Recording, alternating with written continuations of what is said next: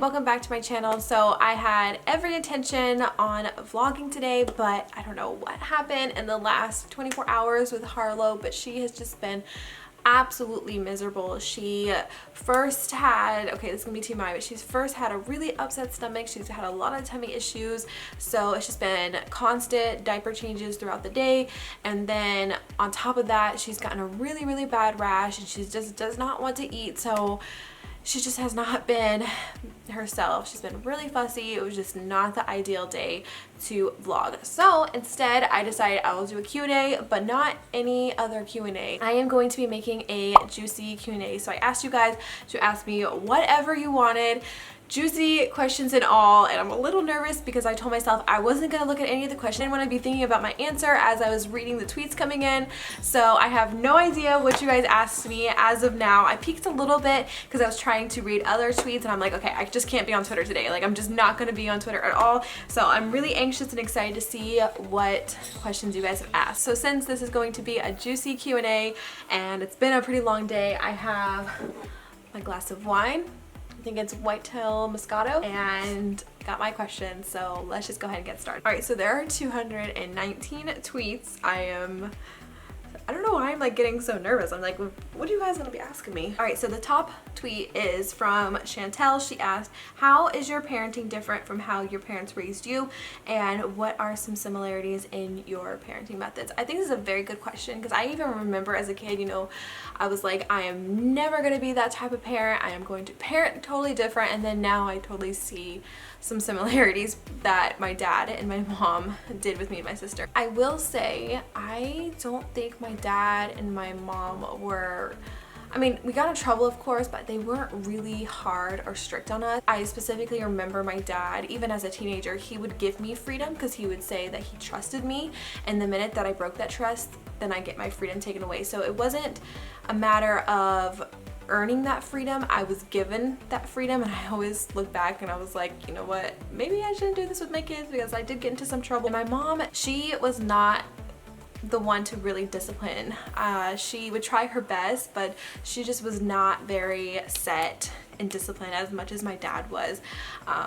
And I got away with a lot of stuff with my mom. My parents were divorced, so I knew I could act one way with my dad and act a totally different way with my mom. And honestly, I have a really bad memory, so I don't remember a lot from my childhood. I'm kind of going off like my teenage years and preteens. I will say I got my butt whooped, I got spankings, and I got the bell. I got it all. That's one thing I didn't carry on from my parents, but I knew right from wrong at a very young age, I will say that. All right, so Danny asked, you guys have probably seen Danny in the vlog. She said, who is your best friend? Well, not you, Danny. No, I'm just kidding.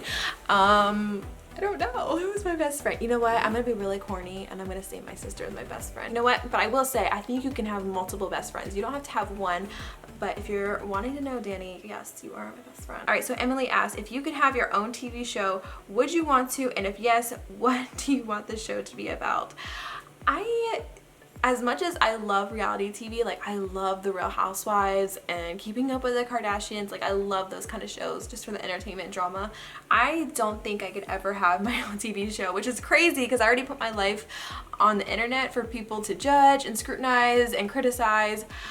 I just don't know if I could handle that, because a lot of the time TV shows will dramatize things or set up a plot in a certain way, and I just would not be down for that. I would just want to show just everything real, but then that would be boring and nobody would watch, and it wouldn't make a good reality TV show. All right, so Hannah asked, whenever any YouTuber asks for a juicy question, I always think about what are the differences in your sex life comparing before and after kids, but my real question is, where would you love to go on holiday to? Any plans to travel? So I'm gonna answer both of your questions, Hannah, because I know when you think of juicy, you really automatically think about those sex questions. So what are the differences? I would say the number one difference, at least for me, is time and time. Most of the time, by the end of the day, you're tired. You know, before kids, you can do whatever you want, whenever you want. You're kind of limited to intimate time for sure. You get like a short window now. Also, just being tired, especially if your husband is working all day, you're at home with the kids, you just want to go to bed at the end of the day and not even be touched because you've had kids crawling all over you. Trust me, I have been there. But at the same time, I think it's very important to make that time for each other, even if it's just like quick, done, you're good. All right, second part to Hannah's question is, where would you love to go on holiday? I would love, you guys, I've always dreamed of going to New York City. I've always wanted to go to New York City, and I've had family and friends and other people tell me it's not worth it. Like, it's not, why would you want to go there? But I just want to go there to experience it. And right now, this time of year, like around December, I would love to go. So any of you guys that live in New York City, if you don't mind me crashing on your couch for a couple days, I'll come visit you. All right, so this is another really good question. You guys are asking me a lot of good questions. Are you religious at all? What are your thoughts on religion? So I haven't really talked about, maybe I've touched on it a little bit. I really haven't talked about religion a lot on my channel. I'll give you guys like a quick background of how I grew up and religion. So I would say on my mom's side of the family, they are very religious. They are Christians. They are very much so into their faith. Whereas my dad, he grew up, I would say semi-religious. I will say my dad's mom, my grandma, she went to church, but she wasn't really a religious, at least in my eyes, compared to my mom's side of the family. So growing up, I feel like I got a taste of both. My dad wasn't very religious, where my mom was more religious. So it was kind of like almost 50-50, but I don't think I was ever pushed into religion or really forced to make a decision. I kind of just grew up freely. I just kind of grew up and made my own decision. I am not a super religious person, but I do believe in a higher power, if that makes sense. I know talking religion is it's very touchy and people have their own beliefs, but just growing up, it was never just one way. So now that I have kids, I've kind of want to do the same with them, make their own decision, but at the same time, for example, Aria, well, the same school that Aria went to as Nolan, it is a Christian preschool, so I do like to incorporate that a little bit, but we aren't super religious at the same time, if that makes sense. All right, so Courtney asked, when you first started your YouTube channel, were you scared that people you knew would make fun of you? If so, how did you overcome the fear? Actually, I wasn't even worried about I actually didn't even think anybody would find my YouTube. You guys, when I first made my YouTube, I just solely did it for documenting, and I didn't think anybody would watch or anybody would come across it at all. And then come to find out, my sister, you know, she was still going to the same high school as I when I was pregnant with Aria, and some of them already found out about it. I had no idea about it, but you know, no one ever made fun of me. At least I don't think they did. And then still to this day, I know people from my high school watch my videos. A lot of my family across the United States watches my videos. And honestly, I think I was more fearful of people I didn't know judging me more than my family, as ridiculous as that sounds. All right, so McKenna asked, do your kiddos... Can you guys hear that? He is like going ham on those people. So McKenna asked, do your kids have Ian's last name? So yes, all the kids have Ian's last name. I am the only one with my last name, if that makes sense. And I think I remember sharing this with you guys. If you've been like a longtime viewer, when I had Aria, I always said that all the kids would have Ian's last name, because eventually when we get married, I will only have to change my name. I don't want to have to change all the kids' names. I could hyphen it. I guess we could have done it that way. But I knew once we got married, I would only have to change my name, and all the kids already have Ian's last name. All right, so Amy asked, what would you do if Target closed down? Where would you shop? It would be such a sad day. I would shop at Walmart. Truth be told, I would shop at Walmart. Of course, Target always seems to have everything that you need and could possibly want. Let me know if either if you're in Canada, the UK, or wherever you are, let me know what shop you guys can't live without, because for me, it's Target. I know a lot of my Canadian viewers are pissed when Target closed down all their stores. Trust me, I would be mad too. All right, so Brianna asked, is it hard for you to have adult time with Harlow being in the room? I will say, you are not limited to one bedroom or bed. Let's just leave it at that. Brown Eyed Babies asked, quick, there's a murder in your house. Girl, you were about to get really deep.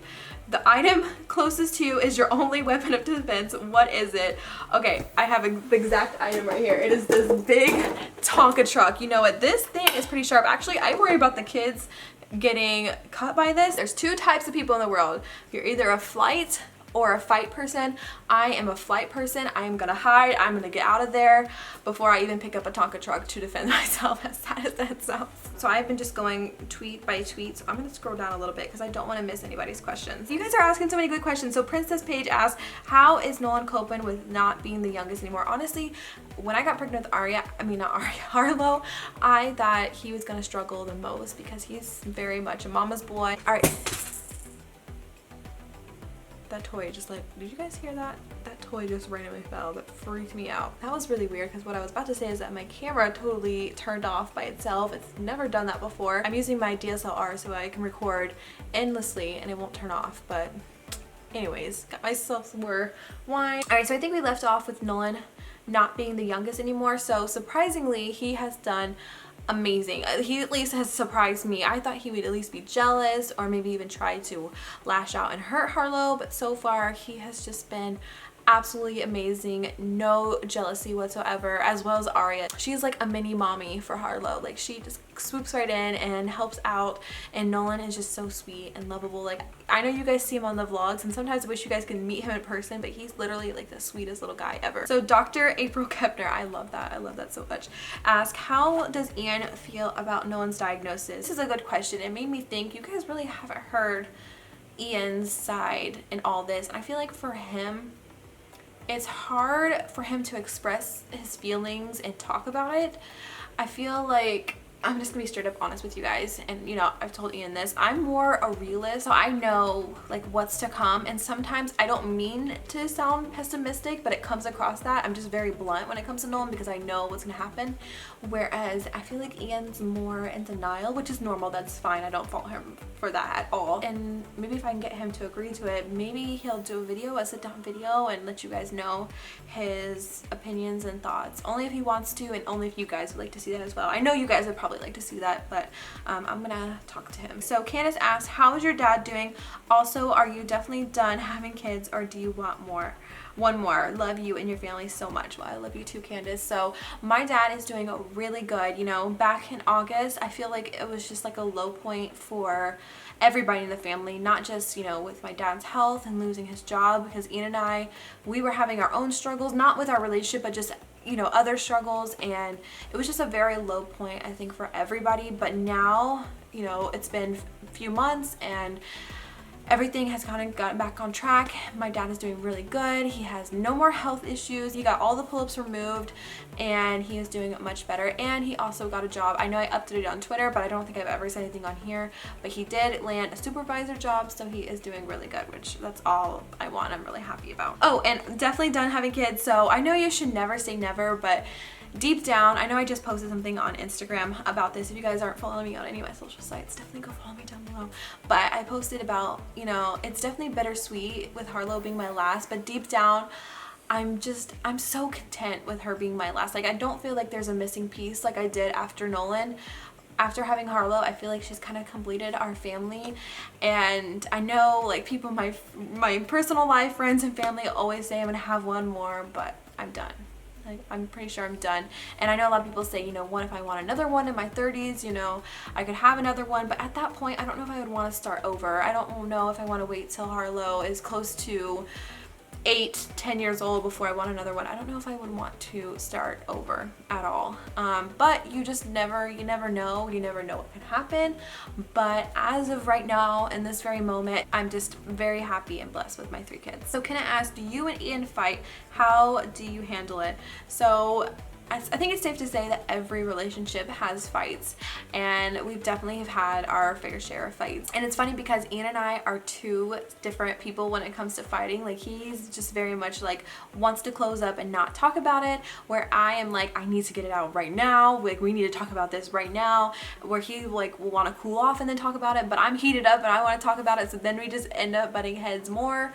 But I think over the years, and you know, we're still working on it, what we find best is communication. Communication is key, I believe, in every single relationship, and it's definitely helped us a lot in so many fights. It's just communicating with each other. But yes, we do definitely have our fair share of fights, and we have really petty and stupid fights more often than like big huge fights, which is normal. I think it's normal to have like stupid petty fights and like arguments all the time. Anytime I say fights, Ian thinks like I'm talking about like fighting him instead of arguments, but you guys know what I mean. Oh, and also she asked, wine or coffee? Now that's a hard one because I am drinking wine right now, but I'm probably going to drink some coffee after this video so I can stay up and edit it. So, but I think everybody knows coffee. Coffee is my muse. Like, it controls me is what I'm trying to say. All right, so I'm probably gonna answer a couple more questions and then leave it at that for this Q&A, and then I will definitely do some more. I promised you guys I'll definitely do some more because I really love answering all your questions, and you guys have had some really good questions too. All right, so Elizabeth asked, what's the last thing you Googled? Let me see, what was the last thing that I Googled? Because I have no idea. Probably something stupid because I'm lame. Yeah, it is stupid. So the last thing I Googled was saving YouTube videos. You guys, my life, I feel like my life revolves around YouTube. So essentially it's a website that you go to. I save a lot, like for example, my last vlog, you know, that SpongeBob clip that I used, like the eternity clip, I got that off of YouTube and then I saved it. I used a website so I could save it onto my computer. That's what it is, if you guys even care.